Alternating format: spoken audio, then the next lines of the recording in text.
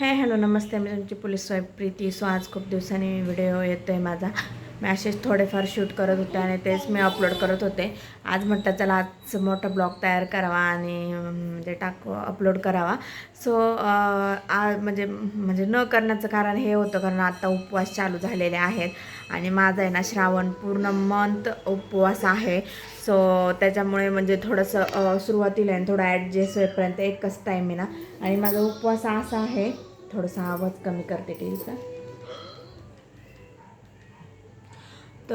माझा उपवास असा आहे की मला माहीत नाही कुणी कसं पकडतं ते. मला ते काही म्हणजे मला काहीच आयडिया नाही आहे. पण मी पकडते पर्सनली फक्त दिवसातून आहे ना एकच टाईम आहे ना जेवण करते आहे मी. म्हणजे तिखट आणि मीठ एकच टाईम खाते आणि पूर्ण मंथ उपवास पकडलेला आहे मी, पूर्ण श्रावण पकडलेला आहे.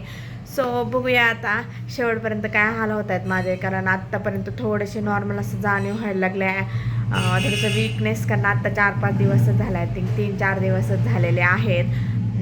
मला थोडंसं 8 दिवस थोडंसं आहे ना मला ॲडजस्ट करायला खूप त्रास जातो आणि म्हणजे त्रास होतो. आणि मग थोडंसं मग त्यानंतर रुळावरती येते गाडी आणि मग ते सवय लागून जाते. पण त्यानंतर पुन्हा एकदा तसंच होतं की म्हणजे थोडंसं पचनाला वगैरे थोडासा त्रास होतो 2 टाईम जेवल्यानंतर. आत्ता सध्या एकच टाईम चालू आहे, एकदाच तिखट मीठ खाते आणि त्यानंतर आहे ना मी काहीच खात नाही आहे. म्हणजे शाबू वगैरे कोणी करत असेल तर ते मला नाही माहिती, पण शक्यतो मी नाही शाबू वगैरे खात. मी काहीच खात नाही, फक्त एकदा जेवण करते. Sorry for disturbance. काय होतं म्हणजे मी प्रत्येक व्हिडिओमध्ये टाकत असते की छोटे मुलं असले की मध्ये बडबड बडबड होतेच, तशीच आमची पण ही मध्ये बडबड बडबड बडबड बडबड करत असते. बऱ्याच जणांना प्रश्न असेल की आता मी तर सांगितलं मी उपवास कसं पकडते ते, म्हणजे श्रावण पूर्ण कसं पकडते ते. मी अजून काय करते ते पण सांगते. आता असं मी ना महादेवाची पूजा पण करत असते, म्हणजे सकाळी रोज जाऊन तुम्हाला तर माहिती आहे महादेवाचं जे मंदिर आहे ना ते माझ्या शेजारीचं आहे. मी सकाळी आपलं 2-3 पानं बेलाचे, आणि आता म्हणतात की बेल कुठून आणलं, इथं बेल नाही आहे, झाड नाही आहे. आमच्या सासूबाई आल्या होत्या तर त्यांना मी खूप सारा मोठा बेलाचे पानं घेऊन या म्हटलं होतं. त्या घेऊन आल्या आणि मी फ्रीजमध्ये ठेवलेला आहे. म्हटलं पूर्ण मंथ जोपर्यंत टिकल तोपर्यंत आपण वाहूया. आणि फुलांचे झाडं तर माझ्या खालीच आहेत 2 व्हाईट कलरचे. जे पारिजातकाचं झाड मी तुम्हाला मागच्या व्हिडिओमध्ये दाखवलं होतं ना, त्याला आता आहे ना फुलं लागलेली आहेत, म्हणजेच त्याला फुलं यायला लागलेली आहेत आणि ते मी तुम्हाला दाखवते, आता लगेच दाखवते. आधी मी तुम्हाला कंटिन्यू करून घेते की मी ना मग फूल वगैरे असं म्हणजे महादेवाची जाऊन पूजा वगैरे करते.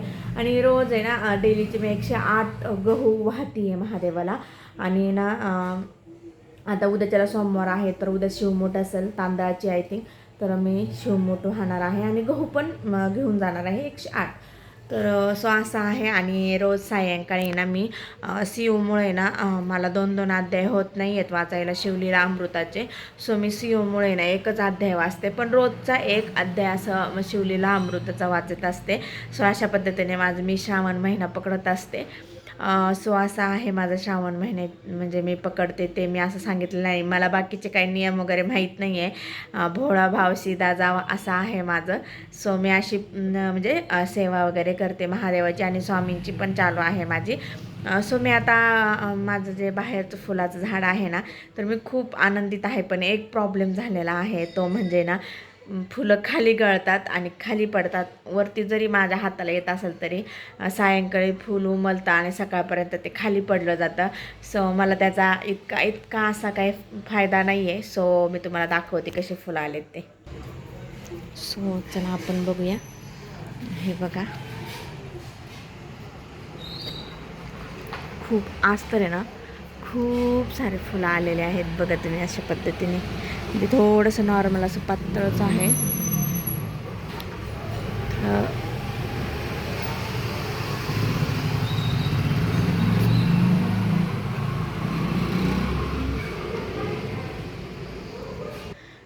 अशा पद्धतीने फूल लागले आहेत झाडांना. म्हणजे तुम्हाला तर सांगितलं मी खूप एक्सायटेड होती त्याला फूल कधी येतील त्यांना. पण आहे ना त्याचा प्रॉब्लेम असा झाला आहे की फूल गळून पडतं आहे सकाळपर्यंत आणि माझ्या काही हाती लागत नाही. सो मला त्याचा काहीही फायदा नाही आहे. मला असं वाटत होतं आय थिंक की सियाच्या मी तसं सियाच्या पप्पांना थोडंसं सजेस्ट करणार होते की जे झाडं आहे ना, म्हणजे त्याचे त्या फांद्या आहेत ना, त्या आपल्या गॅलरीच्या साईडने असं बांधून घ्या. म्हणजे ते जे आहेत फूल आहेत ना, ते माझ्या गॅलरीमध्ये पडतील आणि मला ते रोज यूज होतील. तर असं बघू आता ते आल्यानंतर आज ते ड्युटीला गेलेले आहेत. तर आज खूप उशिरा येणार आहेत. मला असं वाटतं आय थिंक त्यांना उद्याच हे काम ते करतील. सो आज आहे ना, आज तर भावाचा उपवास आहे. तुम्ही पण पकडला आहे का? सगळेच पकडतात. ते तर काही हेच नाही, सांगण्याची गोष्ट नाही, सगळेच जण पकडत असतात. सो इथं थोडंसं जरा क्लिअर व्हिडिओ येतो आहे. तर सगळेच जण पकडत असतात. आणि आज आहे ना, मी फक्त एक टाईम शाबू खाल्लेला आहे. तिखट मीठ एकदा चालतं म्हणून एकदा शाबू खाल्लेला आहे मी. सो आता माझा उपवास पण सुटला. म्हणजे रेग्युलरचा सोमवार नाही, श्रावणातला रेग्युलरचा उपवास. आणि मी भावाचा उपवास पण पकडलेला आहे. सो आता मी संध्याकाळी काहीच खाणार नाही आहे, मी तशीच झोपणार आहे. आता सीओसाठी मी एक चपाती बनवणार आहे आणि तिच्या पप्पांनी ना मला खिचडी टाकायची सांगितलेली आहे. आणि एकदम मी ना त्यांना आहे ना त्याच्यामध्ये अजिबात खिचडी कशी असते, खिचडी म्हणजे सगळं मिक्स असतं ना, तर त्यांना अजिबात ते मिक्स वगैरे काही आवडत नाही. एकदम सिम्पल अशी खिचडी आणि खायला पण इतकी टेस्टी लागते. तुम्हाला मी त्याची रेसिपी पण दाखवते. सो कंटिन्यू कराल. आणि मी तुम्हाला सांगणार होते, मी अजून एक रेसिपी बनवली. म्हणजे हिच्या पप्पांनी ना खवा आणला होता. म्हटले की तुला पण होईल खायला थोडासा असा, म्हणजे फक्त. आणि उपवास वगैरे आहे म्हणून मी उपवास पकडला आहे. 3च दिवस झाले आहे, पण खोटं सांगत नाही.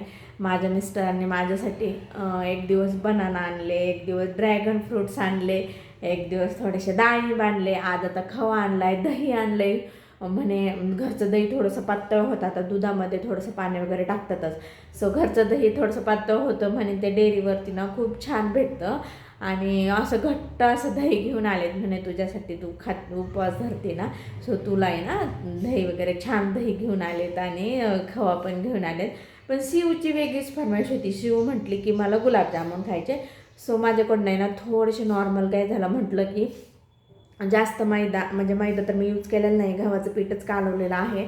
पण म्हटलं लय गव्हाचं पीठ आहे ना, मग टेस्ट देत नाहीत ते गुलाबजामुन, म्हणून थोड्याच प्रमाणामध्ये गव्हाचं पीठ टाकलेलं आहे.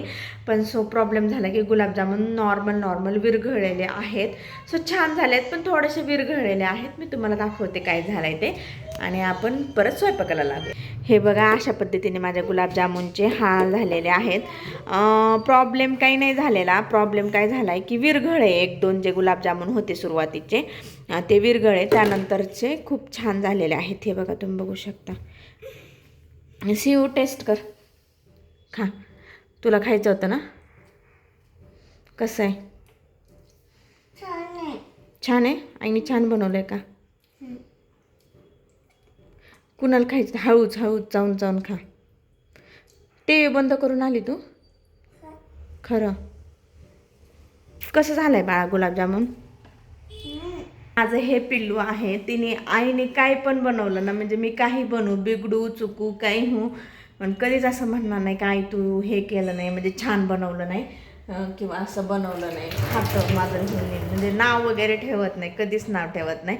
आता प्रॉब्लेम म्हणजे ते खायला खूप टेस्टला खूप छान झाले असते, कारण मी ना जे आहे बाकीचं जे आपण गव्हाचं पीठ मैदा वगैरे टाकतो नाही, थोड्याच प्रमाणात टाकलेलं आहे.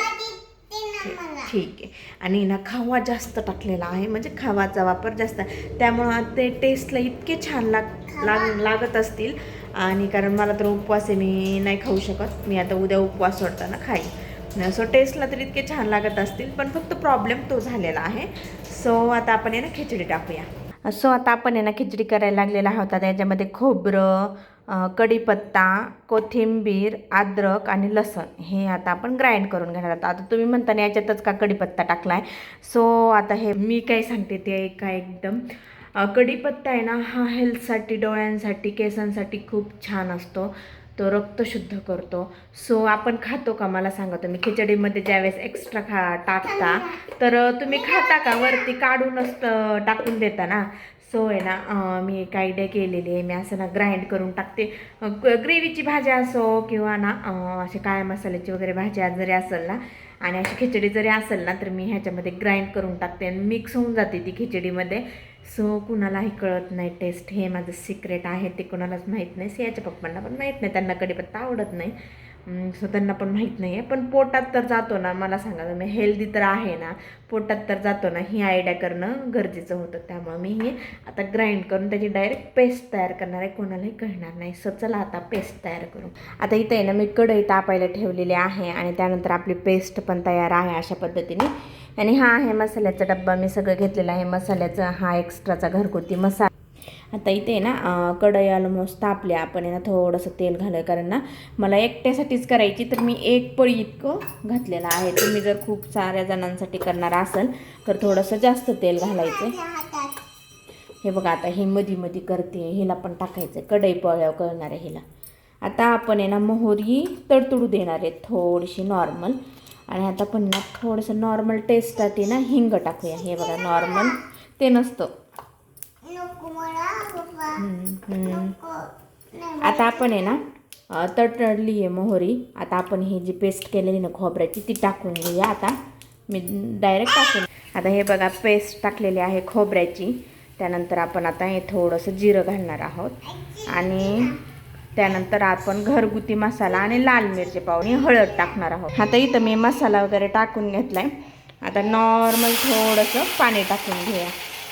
आता ही झालेली आहे आपली फोडणी तयार. आता याच्यामध्ये ना नॉर्मल फक्त आपण काय टाकणार आहोत, तांदूळ आणि डाळ टाकणार आहोत, तुम्हाला आवडेल ती, आणि चवीपुरतं मीठ टाकायचं आहे आणि शिजून द्यायचं. एक नंबर राईस होतो. आता आहे ना हिला कमी गॅसवर आहे ना अर्धा तास आपण शिजवून घेणार आहोत खिचडीला. आणि त्यानंतर खिचडी झालेली आहे तयार. सो तुम्हाला जर माझी ही खिचडी आवडली असेल ना तर कशी स्ट्रिक्ट, तर नक्की मला आहे ना कमेंट सेक्शनमध्ये मला सांगाल. आणि तुम्ही एकदा आहे ना ट्राय करा, त्यानंतर मला कमेंट करा. खूप छान लागते, खूप टेस्टी लागते. आणि घरचा मसाला टाकलेला आहे मी, ऑदर कोणताही मसाला यूज केला नाही. घरची लाल मिरची पावडर आणि घरचा मसाला आणि नॉर्मल थोडीशी हळद.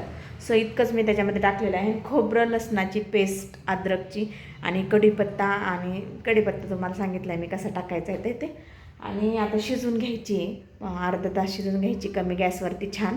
आणि त्यानंतर आहे ना मी तुम्हाला सांगते, डाळ आहे ना मी मुगाचीच वापरते, शक्यतो लवकर शिजते मुगाची डाळ आणि छान मिक्स होऊन जाते खिचडीमध्ये. सो मी मुगाचीच यूज करते फक्त. सो अशा पद्धतीने ना आता आपली खिचडी तयार होईल. सो माझा ब्लॉग कसा वाटला नक्की सांगा. आणि ना आपल्या चॅनलला अजूनही सबस्क्राईब केलं नसेल तर सबस्क्राईब करायला विसरू नका. आणि तुम्हाला जर आहे ना नवनवीन आपले असेच जर व्हिडिओ बघायचे असेल ना तर बेल आयकन क्लिक करायला विसरू नका. आता सिया रडते, मी तिला जाऊन सांभाळते. सो तुम्ही व्हिडिओ बघायला विसरू नका.